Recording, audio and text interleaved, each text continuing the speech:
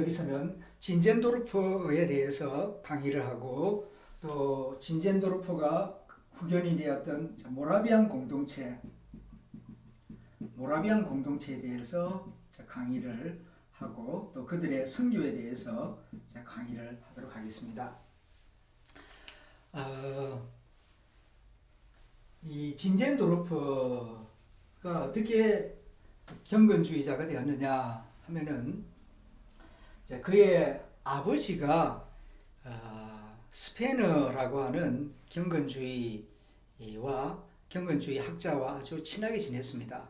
그래서 어릴 때부터 그 스페너의 이야기를 들었고 스페너의 그 비아 데시데리아 경건한 열망 그런 책도 읽었습니다. 또 이 진젠도르프의 할머니가 헬라어 히브리어도 할 줄 아는 그런 아주 유식한 할머니였고 경건주의 사상을 가지고 이 어린 손자 진젠도르프를 어릴 때부터 성경을 가르치고 또 기도를 가르쳤습니다. 그러다가 이제 진젠도르프가 이제 비텐베르크 대학에서 이제 법학을 공부하고 그 다음에는 할레 대학에 가서 또 헬라어 히브리어를 공부합니다.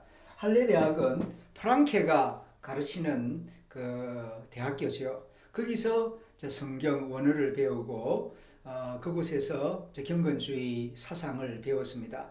그 대학 활동을 하다가 특별히 이제 겨자시 선교 모임이라고 하는 그 학생들의 작은 서클이 있죠. 그 서클에 들어가서 이제 진젠도르프가 회장 일도 보았습니다. 그 정도로 10대 때에 그 경건주의 사상의 영향을 많이 받았다 그렇게 말할 수가 있겠습니다. 그러다가 이제 할레 대학에서 공부하고 나이 20살 때에 이제 그의 집으로 돌아오죠. 작센주에 이제 그의 영지가 있습니다. 이 진젠도르프는 백작이에요. 백작. 그 귀족 집안입니다. 당시 독일은 그 신성 로마 제국의 한 국가였는데 귀족 제도가 있었지요. 귀족은 크게 5계급이 있는데 그 세 번째로 높은 계급이 이 백작이라고 합니다. 아주 잘 사는 집안이었고 명문 가문이었습니다. 그리고 귀족들은 넓은 땅을 가지고 있죠. 요즘으로 말하면은 뭐 청도군 전체가 하나의 자기 집안 땅이죠. 그래서 이제 할레 대학에서 공부하고 이제 자기 영지로 돌아올 때 그때 나이가 20살이었는데 그때에 이런 일이 있었어요. 그때 그 뒤셀도르프라고 하는 도시를 지나가면서 그림을 그렇게 전시하는 화랑을 우연히 방문하게 됩니다. 거기에 많은 그림이 걸려 있는데 그림들 가운데에서 그 이태리 화가 도미니코 페티가 그린 그리스도의 순환상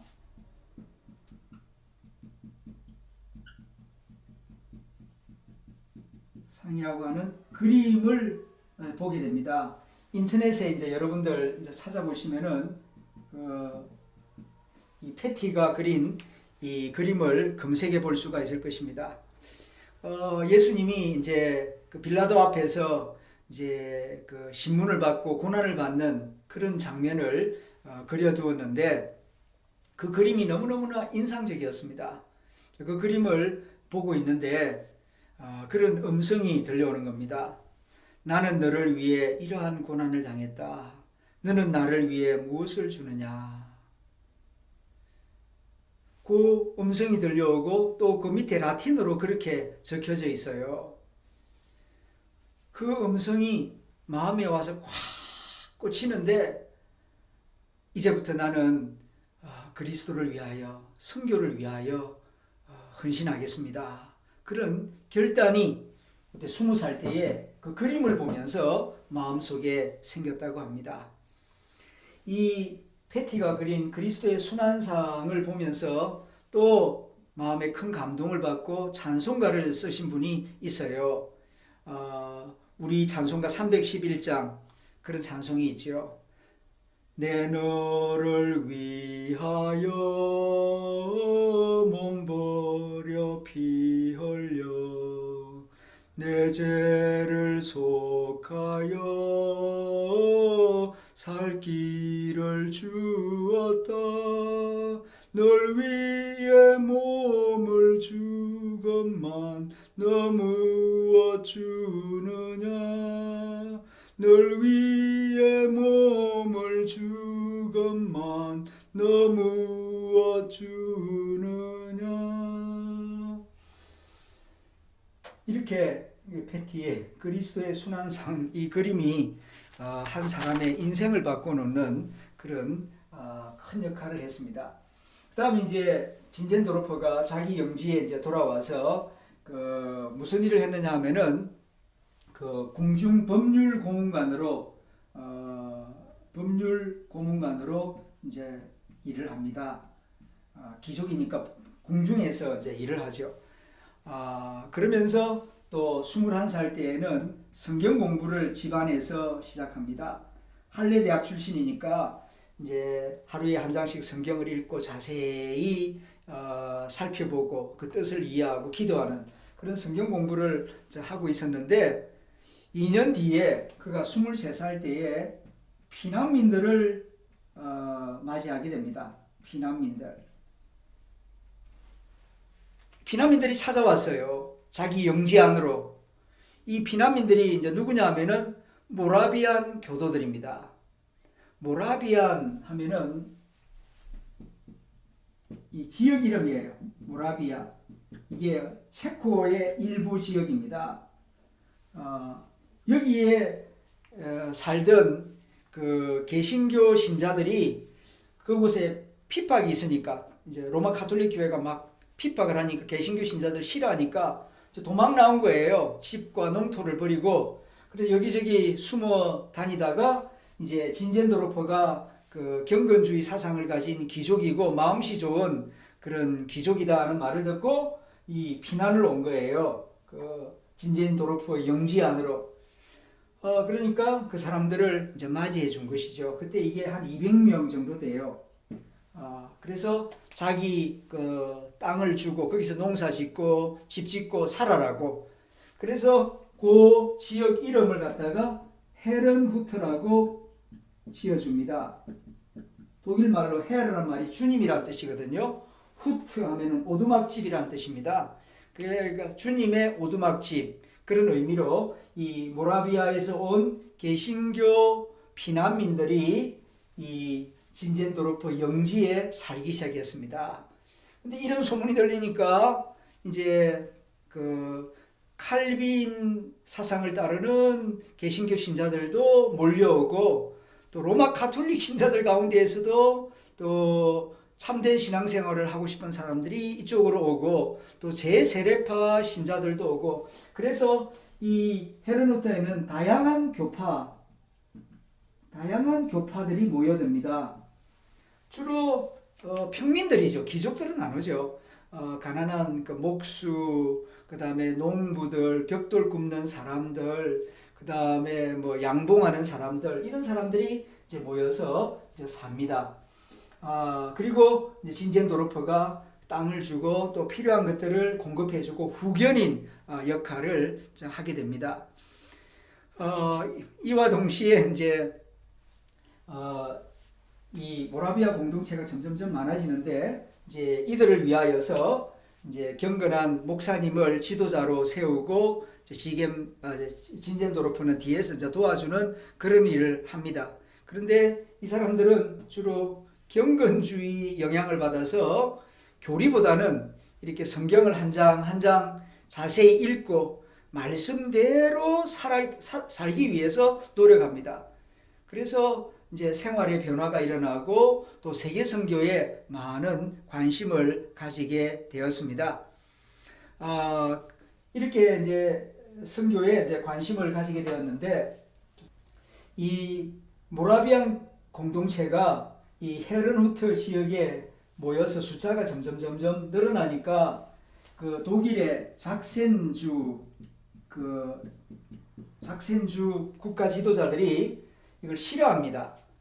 그래서 핍박을 하죠. 그래서 여기 헤르누트에서 계속 살 수가 없으니까 이제 이동을 합니다. 어디로 이동을 하느냐 하면은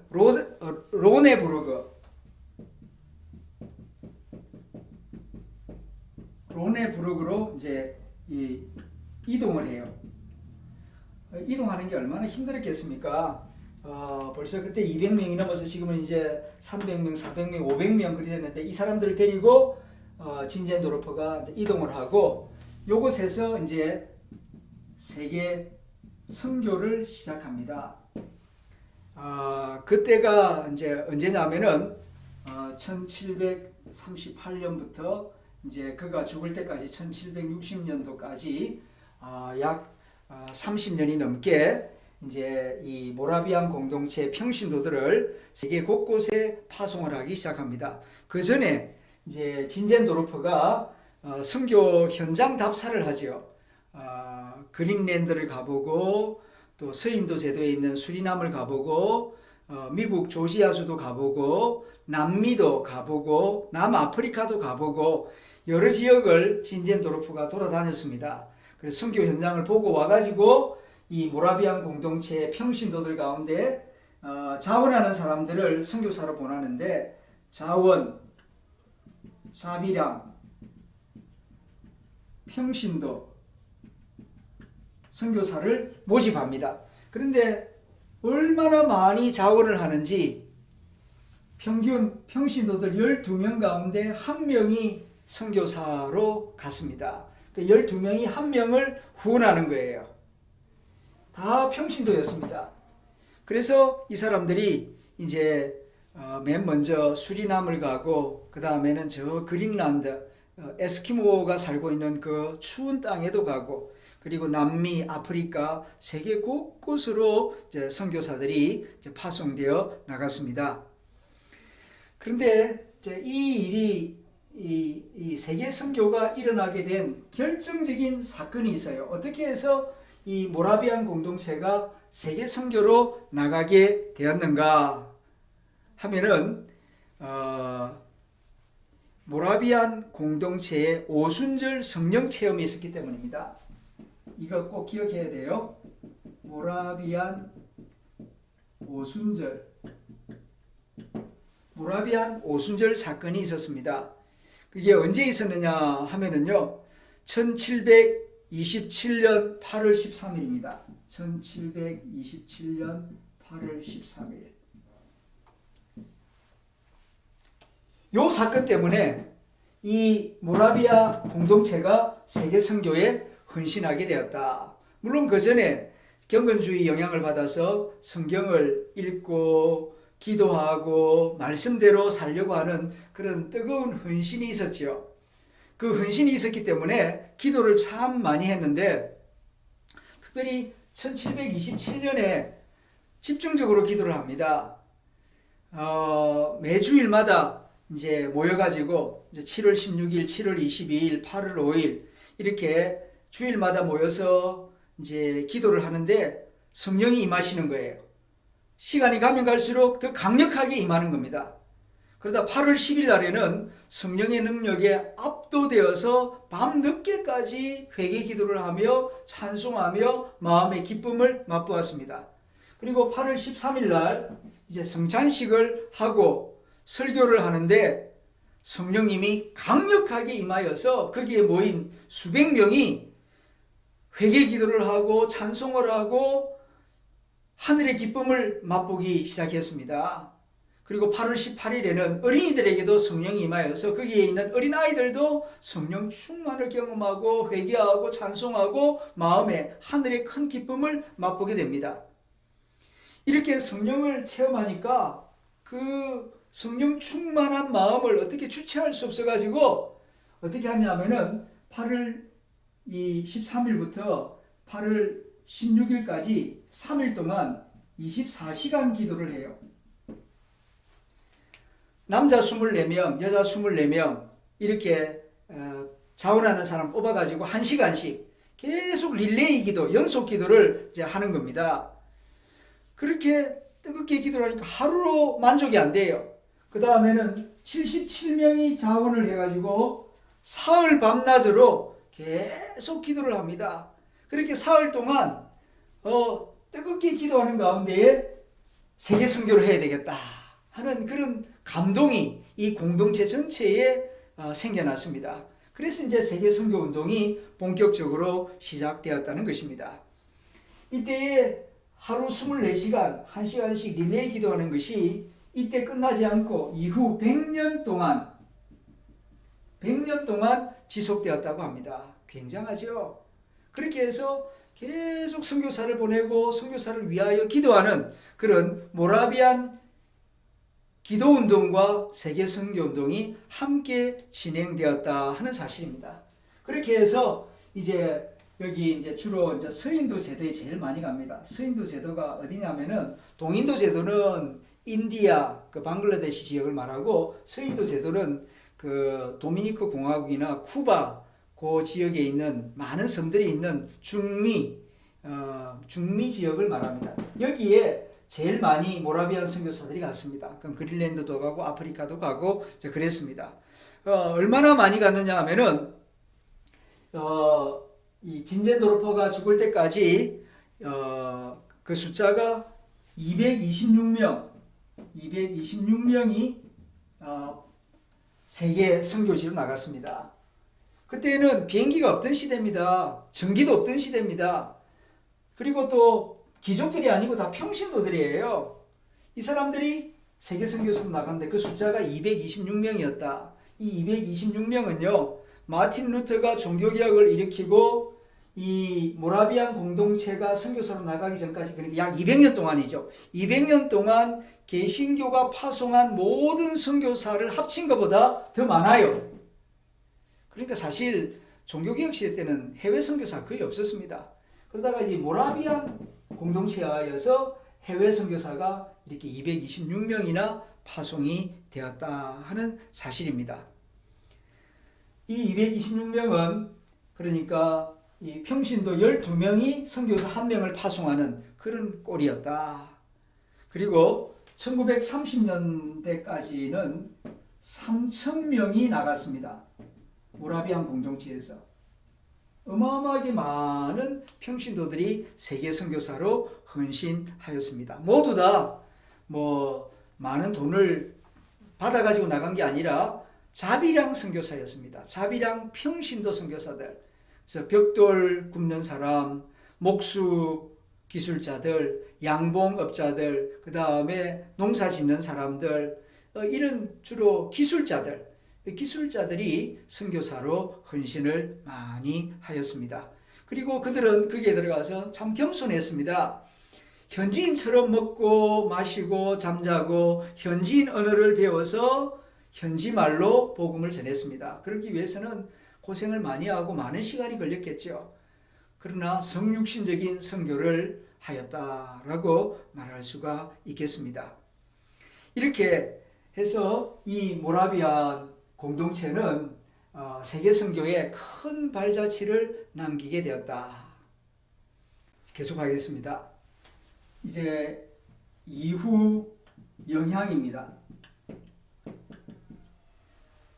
경건주의 사상을 가진 모라비안 공동체가 세계 선교를 많이 했는데 어떤 영향을 끼쳤는가? 대표적으로 첫째는 웨슬리에게, 감리교회 창시자 웨슬리에게 큰 영향을 끼쳤습니다. 웨슬리는 원래 그 성공회 목사이죠. 그런데 이제 미국 조지아주에 있는 그 인디언들에게 선교하기 위해서 배를 타고 대서양을 가다가 배 안에서 큰 파도를 만나죠. 그래서 무서워하고 두려워하는데 그 배 안에서 모라비안 공동체를 만나게 됩니다. 그들은 흔들리는 배 가운데에서도 평안하였습니다. 믿음 충만, 성령 충만하였기 때문에 또 자신의 삶을 하나님께 온전히 맡겼기 때문에 그 폭풍우 가운데에서도 평안을 누릴 수가 있었습니다. 그 모습을 보고 웨슬리가 깊은 인상을 받죠. 자신의 믿음을 돌아보죠. 그리고 그들이 모라비안 공동체, 경건주의 사상을 가진 사람인 것을 알게 되고 나중에 이제 영국에 돌아와서 이 경건주의 서적들을 자세히 읽으면서 이 경건주의 사상을 웨슬리도 가지게 되고 모라비안 공동체와 같은 그런 이제 선교 마인드를 가지게 됩니다. 그래서 이제 이 감리교를 만들게 되죠. 감리교를 만들 때에 그 동생 찰스 웨슬리를 통하여서 찬송 운동을 일으킵니다. 그래서 이 부흥 운동이 일어날 때, 경건주의 운동이 일어날 때 그 3대 특징이 있어요. 첫째는 성경 말씀을 많이 읽는다. 두 번째로는 기도를 많이 한다. 세 번째로는 찬송을 많이 부른다. 이것이 그 모든 경건주의자들의 공통적인 특징입니다. 웨슬리도 경건주의 영향을 받아가지고 찬송가, 새로운 찬송가를 굉장히 많이 만들었죠. 그 찬송가 가운데 우리 지금 찬송가 안에 많이 들어와 있습니다. 이렇게 해서 이 웨슬리 감리교를 통하여서 경건주의 사상과 선교운동이 전 세계로 확장되어 나갔다. 두 번째로는 미국에서 대각성 운동입니다. 미국을 개신교 국가로 바꾸어 놓은 결정적인 사건이 대각성 운동입니다. 찰스 피니를 중심으로 하고 또 조나단 에드워드 이런 그 경건주의자들, 이 사람들은 미국에서는 청교도라고 많이 불려지죠. 이 사람들은 주로 이제 이 영국이거든요. 영국인들이기 때문에 미국으로 건너가서 경건주의는 이게 이제 독일 경건주의입니다. 독일 루터교 세계 안에서 주로 이게 일어났는데 이게 이제 웨슬리에게 가서 감리교가 나오고 미국으로 건너가서 미국에 있는 영국 사람들에게 영향을 주어서 이제 찰스 핀이나 조나단 에드워드를 중심으로 해서 복음주의 운동이 일어나고 그것이 나중에 빌리 그레함 목사님까지 이제 이어지게 되죠. 이 대각성 운동이 일어나면서 이제 시카고라든가 뉴욕이라든가 미국의 대도시에서 어떤 그런 윤리적인 변화가 일어나고 또 결단이 일어나고 그래서 선교사가 많이 배출됩니다. 대학생들, 청년들 가운데에서 예수님을 인격적으로 만나고 결단해서 이제 아시아, 아프리카 선교사로 헌신하죠. 20대 청년들이. 그 가운데에 우리나라에 들어온 언더우드나 사무엘 마펫이라든가 아펜젤러 같은 그런 청년들이 이 대각성 운동의 영향을 받아서 19세기에 우리나라에 들어와서 복음을 전했던 것입니다. 이런 것을 생각하고 보면은 그 독일에 일어난 그 경건주의 운동이 얼마나 큰 영향을 끼쳤는가 하는 것을 우리가 알게 됩니다. 그 다음에 이제 평가입니다. 특별히 이제 선교 부분에서 이제 이 모라비안 공동체 경건주의자들의 선교 활동과 선교 방식을 가만히 관찰해 보면은 훌륭한 점도 많이 있고 아쉬운 점도 좀 있습니다. 장점을 말하면은 뭐 한마디로 말해서 그 뜨거운 헌신, 그 헌신은 정말 훌륭하죠. 타의 추종을 불허하죠. 그 뜨거운 헌신, 이 모라비안 공동체 경건주의자들은 선교지에 들어가면은요, 이제 그 당시 주로 교통은 배 아닙니까? 배를 타고 들어가면은 바닷가에 도착하면은 하나님께 기도를 드리고 예배를 드리고 타고 온 배를 불태워 버렸어요. 네, 뼈를 여기 묻겠다. 목숨 걸고 선교했습니다. 그런 헌신, 그리고 그들의 음식을 먹고 그들의 옷을 입고 그들의 언어를 배우는 성육신적인 그런 자세, 겸손한 자세, 이 또한 아주 훌륭한 장점입니다. 그들은 평신도였고 뭐 물질적으로 학력이나 신분을 자랑할 게 없으니까 아주 낮은 자세로 그렇게 선교를 했습니다. 이건 우리가 배워야 할 점입니다. 단점은, 좀 아쉬운 점은 뭐냐면은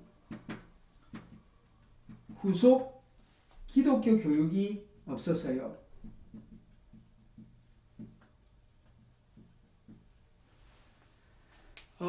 복음을 전하고 결단을 하면 세례를 주고 나면은 내 할 일 다 했다 하고 다른 마을로 옮겨가 버렸습니다. 그리고 또 세례 주고 또 다른 마을로 옮겨가 버리고 모라비안 선교사들은 그 나중에 20년 30년 뒤에 돌아와 보니까 처음 세례 줬던 사람들이 다시 미신으로 돌아가 버렸어요. 왜 그렇게 되었습니까? 후속 기독교 교육이 없었기 때문입니다. 교회를 세우고 그 다음에 성경 공부를 계속 시키고 믿음의 뿌리를 내리고 그리고 교회 지도자들을 세워서 그 마을 복음화를 책임질 수 있는 그 선교 베이스를 만들어 줘야 되는데 그런 어떤 선교 전략, 선교 조직 또 후속적인 기독교 교육 이런 것이 없었기 때문에 열심히 선교를 했는데 그렇게 열매는 그렇게 많지를 않았습니다. 그렇지만은 그들은 정말 이제 겸손하게 선교를 했고 열정적으로 선교했고 또 많은 유럽 사람들에게 큰 감동을 주어서 또 다른 선교사들이 일어날 수 있도록 헌신할 수 있도록 돕는 마중물 역할을 했다고 볼 수가 있습니다. 그리고 또 한 가지 장점은 이 연합운동, 일치운동을 참 잘했어요. 19세기 개신교 선교는 교파주의적, 경쟁주의적 선교였습니다. 그런데 이 모라비안 선교사들은요,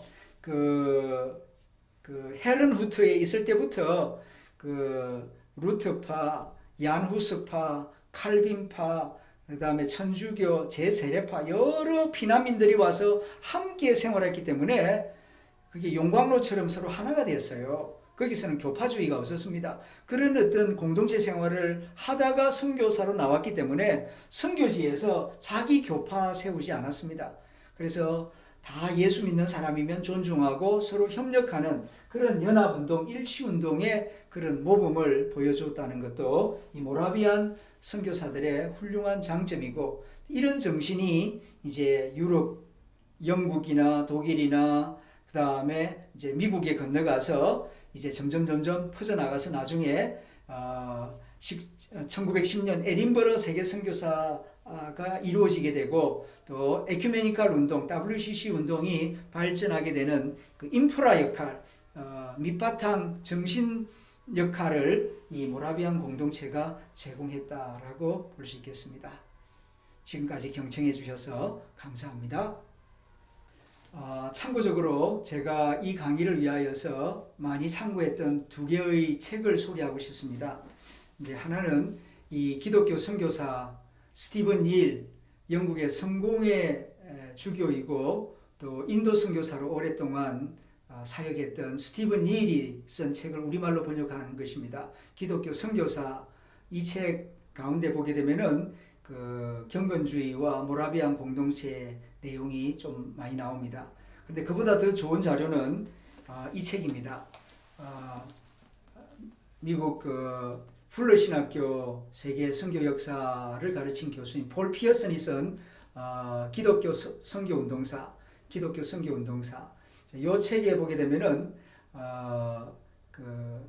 모라비안 공동체에 대해서 진젠도르프에 대해서 그리고 모라비안 공동체의 그 선교 활동에 대해서 아주 소상하게 자세히 많은 분량 한 10페이지에 걸쳐서 자세히 기록하고 있습니다. 이 두 개의 책, 특별히 이 책을 많이 참고하시면은 보다 상세하게 정확한 지식을 얻을 수 있겠습니다. 감사합니다.